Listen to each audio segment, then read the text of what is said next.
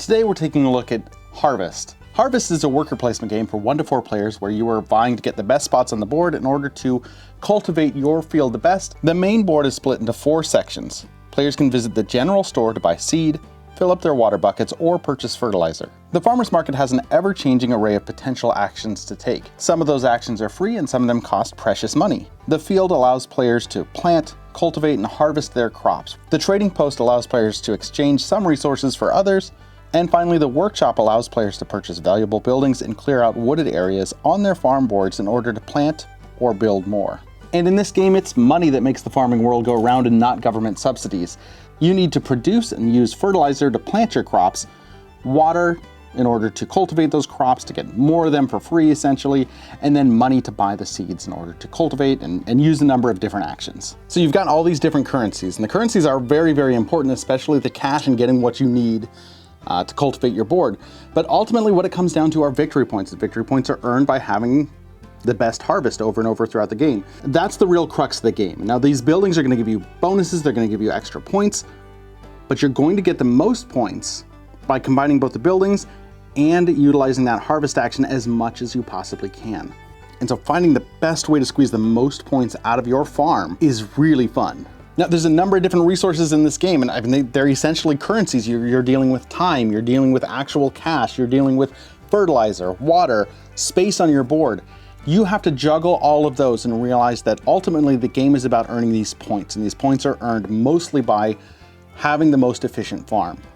Realizing which space you can use to build buildings that will help you with endgame points, or how to just utilize that farm space to cultivate and harvest the most profitable crops out of all the other players in the game. Now, if all this sounds kind of familiar, it's because it is. Harvest was a game that I loved and still really do love from TMG Games. It boasted itself as being a small box product with a big game inside, and that was one of the points that I, over time, came to dislike, the fact that the game couldn't spread out and sort of be its full self. Keymaster Games has done it by giving us the fully realized version of what this game could be. And if you've watched this channel for any long period of time, you know that Trey, the designer of the game, to my knowledge, has never released a game that I disliked. I've liked every single thing he's put out.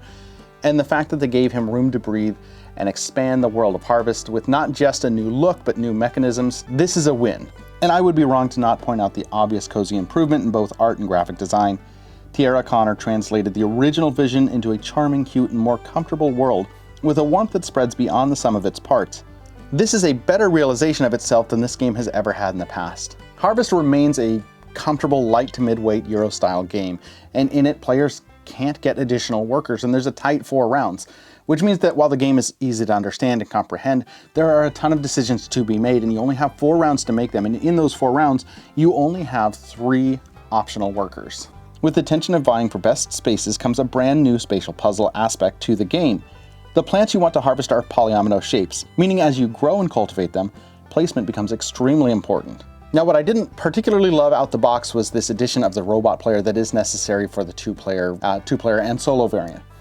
I'm not a particularly huge fan of robot players, however, this was done well enough in that there's very little disruption to the gameplay. That dummy player is just there to eat up specific spaces every turn. Now, my preference when it comes to blocking off spaces, especially in worker placement games, is something that's done in the likes of viticulture, where you just don't use particular spaces based on the player count. However, this iteration is not bad. You flip it and you just block off the space that it says. And the nice thing is that that means that the solo variant of this is also very simple to get up and play. Cameron Art is responsible for the solo design, and they succeeded in making a solo game that stays true to the base while allowing for a variant that I'm finding more and more important in the games I acquire. Trey does a fantastic job of taking something familiar and adding some pizzazz to it. He's done that in all his previous games, and he does it here again. He gives us spatial puzzles. He gives us a turn order system that is unique and interesting and fun. And so while you look at this and it may look just like every other worker placement game, it is packed with unique little things that are not difficult to understand and use. Now, there's a lot in this box, which is one thing that's going well for it because, again, just like the old version, there was a lot in this box too, and it felt crowded. Now, one of the things that it's hard to expect because it adds to the cost, but it's something that I'm starting to see more and more in games, especially this size, is pre-included inserts, box inserts to help you get up and going faster. This game doesn't have it. And so while it's a small gripe, the game is still fantastic. That organization factor is reserved for plastic bags. Now, as I mentioned before, the engine of this game uses 3 different currencies, and while if you're not familiar with that style of gameplay, it may take a little bit of getting used to, but that's the puzzle of it. It is so clever the way that you have to juggle these 5 different elements of the game in order to best your opponents. And while there's a little bit of vying for space on the board, you still have that individual puzzle, which is the heart of the game and is what I really, really love about it. The bottom line is I love Harvest. I've always loved Harvest, and I love it even more with this new version. If you've not had an opportunity to try it before, it's hard to get a hold of the old version of it, and then honestly, there's no real reason to need to because this brand new one is an improvement in just about every way. The artwork, the gameplay, everything was given more room to breathe in a bigger box and a better production of a quality product. So if you like worker placement games and you don't care that there's a lot of them out there, this is one to take a look at. If you like worker placement games and you're skeptical because there's so many out there, this one breathes enough fresh new life into the genre to be worth taking a look at. And if you're not 100% sure about it, see if you can get a friend to get a copy or try it at a board game store, because this is top tier worker placement and it is a fantastic production and well worth taking a look at.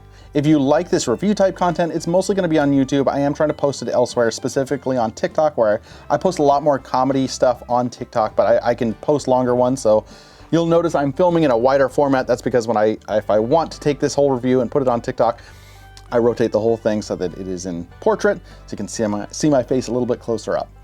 Again, find me on all forms of social media at Plumpy Thimble. Thank you so much for watching and have a great day. Oh, real quick, I'm wearing some merch from Just the Watch, which is my brother's YouTube channel. If you're into watches or not, like, go check out his channel, and I'll go ahead and link it down in the description below. He's the one that taught me to hate chess and Risk, because he taught me both those games. He taught me how to lose both those games. I played them a whole lot. So thanks a lot, Dave.